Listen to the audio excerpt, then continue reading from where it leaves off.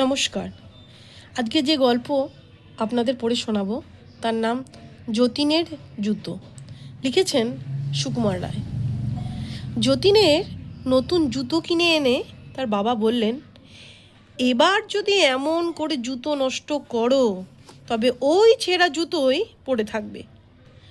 যতীনের চটি লাগে প্রতি মাসে এক জোড়া। ধুতি তার দুদিন যেতে না যেতেই ছিঁড়ে যায়। কোনো জিনিসে তার যত্ন নেই। বইগুলি সব মলাট ছেঁড়া, কোণ দুমড়ানো, স্লেটের উপর থেকে নিচ পর্যন্ত ফাটা। স্লেটের পেন্সিলগুলি সর্বদাই তার হাত থেকে পড়ে যায়, কাজেই ছোট ছোট টুকরো টুকরো। আরেকটা তার মন্দ অভ্যাস ছিল, লেড পেন্সিলের গোড়া চিবোনো। চিবিয়ে চিবিয়ে তার পেন্সিলের কাঠটা বাদামের খোলার মতো খেয়ে গিয়েছিল। তাই দেখে ক্লাসের মাস্টারমশাই বলতেন, তুমি কি বাড়িতে খেতে পাও না? নতুন চটি পায়ে দিয়ে প্রথম দিন যতীন খুব সাবধানে রইল, পাছে ছিঁড়ে যায়। সিঁড়ি দিয়ে আস্তে আস্তে নামে, চৌকার ডিগাবার সময় সাবধানে থাকে যাতে না ঠক্কর খায়। কিন্তু ওই পর্যন্তই। দুদিন পরে আবার যেই সেই চটির মায়া ছেড়ে দূর করে সিঁড়ি নামা, যেতে যেতে 10 বার হোঁচট খাওয়া, সব আরম্ভ হলো। কাজেই 1 মাস যেতে না যেতেই চটির একটা পাশ একটু হাঁ করলো।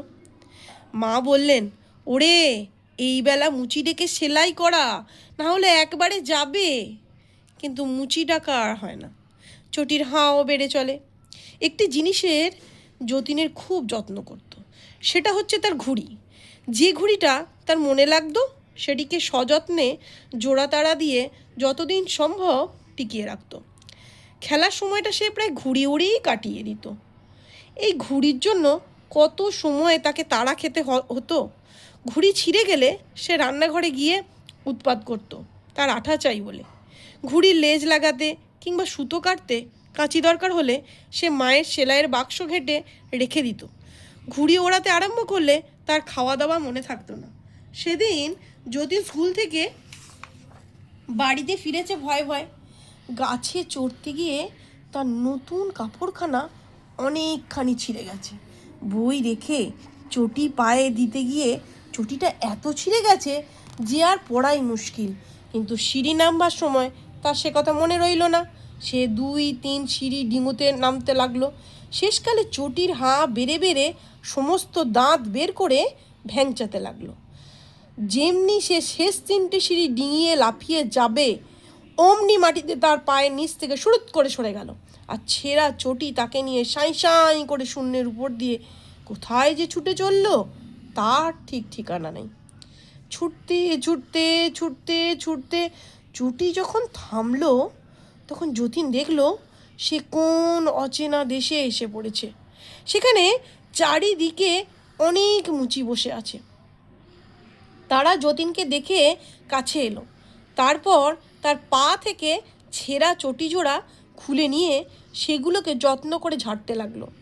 তাদের মধ্যে একজন একটু মাতব্বর গোছের। সে যতীনকে বলল, তুমি দেখছি ভারী দুষ্টু, জুতো জোড়ার এমন দশা করেছ।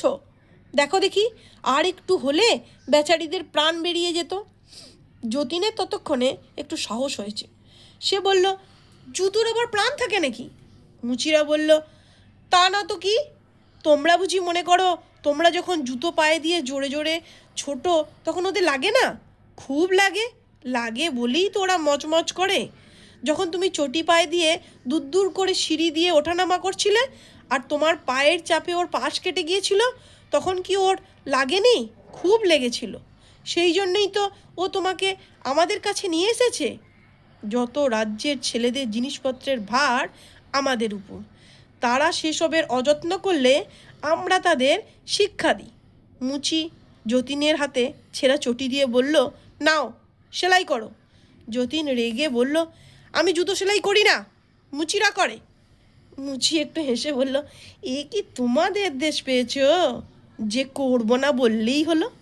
এ ছুঁচ সুতো নাও, সেলাই করো। যতীনের রাগ তখন কমে এসেছে, তার মনে ভয় হয়েছে। সে বলল, আমি জুতো সেলাই করতে জানি না।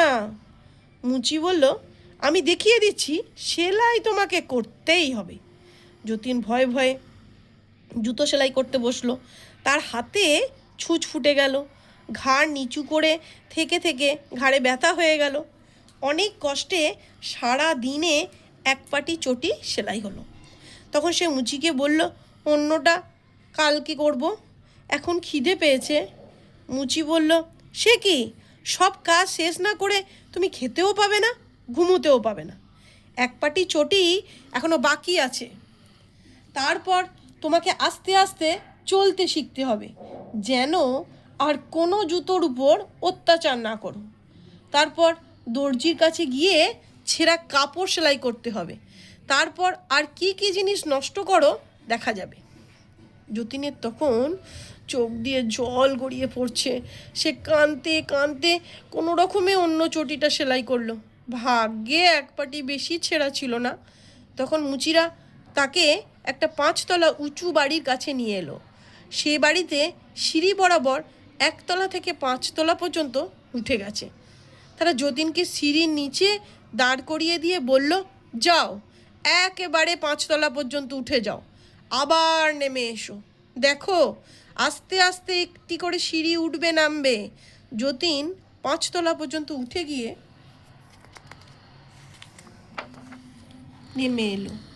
সে নিচে আসলে মুচিরা বলল, হয়নি, তুমি 3 বার 2টো সিঁড়ি একসঙ্গে উঠেছ, 5 বার লাফিয়েছ, 2 বার 3টে করে সিঁড়ি ডিঙিয়েছ, আবার ওঠো। মনে থাকে যেন একটুও লাফাবে না, একটাও সিঁড়ি ডিঙোবে না। এতটা সিঁড়ি উঠে নেমে যতীন বেচারির পা টনটন করছিল। সে এবার আস্তে আস্তে উপরে উঠল, আস্তে আস্তে নেমে এলো। তারা বলল, আচ্ছা, এবার মন্দ হয়নি, তাহলে চলো দর্জির কাছে। এই বলে তারা তাকে আর একটা মাঠে নিয়ে গেল। সেখানে খালি দর্জিরা বসে সেলাই করছে। যতীনকে দেখি তারা জিজ্ঞেস করলো, কি কি ছিঁড়েছ? মুচিরা উত্তর দিল, নতুন ধুতিটা দেখো কতটা ছিঁড়ে ফেলেছে। দর্জিরা মাথা নেড়ে বলল, বড় অন্যায়, বড় অন্যায়, শিগগিরই সেলাই করো। যতীনের আর না বলবার সাহস হলো না। সে ছুঁচ সুতো নিয়ে ছেঁড়া কাপড় জুড়তে বসে গেল। সবে মাত্র 2 ফোঁট দিয়েছে, অমনি দর্জিরা চেঁচিয়ে উঠল, ও কি সেলাই বলে, খোলো খোলো। অমনি করে বেচারি যতবার সেলাই করে ততবার তারা বলে, খোলো খোলো। শেষে সে একেবারে কেঁদে ফেলে বলল, আমার বড্ড খিদে পেয়েছে, আমাকে বাড়ি পৌঁছে দাও, আমি আর কখনো কাপড় ছিঁড়ব না, ছাতা ছিঁড়ব না। তাতে দর্জিরা হাসতে হাসতে বলল, খিদে পেয়েছে তো তোমার খাবার জিনিস তো আমাদের কাছে ঢের আছে। এই বলে তারা তাদের কাপড়ে দাগ দেবার পেন্সিল কতগুলো এনে দিল। তুমি তো পেন্সিল চিবুতে ভালোবাসো, এইগুলো চিবিয়ে খাও, আর কিছু আমাদের কাছে নেই। এই বলে তারা যার যার কাজে চলে গেল। শ্রান্ত ক্লান্ত হয়ে যতীন কাঁদতে কাঁদতে মাটিতে শুয়ে পড়ল।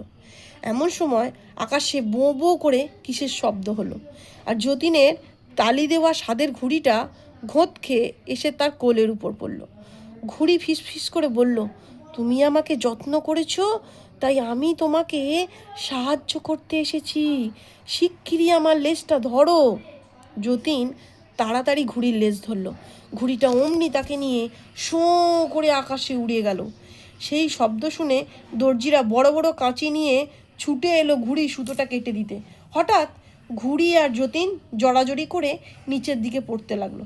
পড়তে পড়তে যেই মাটিটা ধাই করে যতীনের মাথায় লাগলো, অমনি সে চমকে উঠল। ঘুড়িটা কি হলো কে জানে। যতীন দেখলো সে সিঁড়ির নিচে শুয়ে আছে, আর তার মাথায় ভয়ানক বেদনা হয়েছে। কিছুদিন ভুগে যতীন সেরে উঠল। তার মা বলতেন, আহা, সিঁড়ি থেকে পড়ে গিয়ে এই ভোগানিতে বাচ্চা আমার বড় দুর্বল হয়ে গেছে, সে ফুর্তি নেই, সে লাফিয়ে ঝাঁপিয়ে চলা নেই, কিছুই নেই, তা নইলে একজোড়া জুতো 4 মাস যায়। আসল কথা, যতীন এখনও সেই মুচিদের আর দর্জিদের কথা ভুলতে পারেনি। নমস্কার।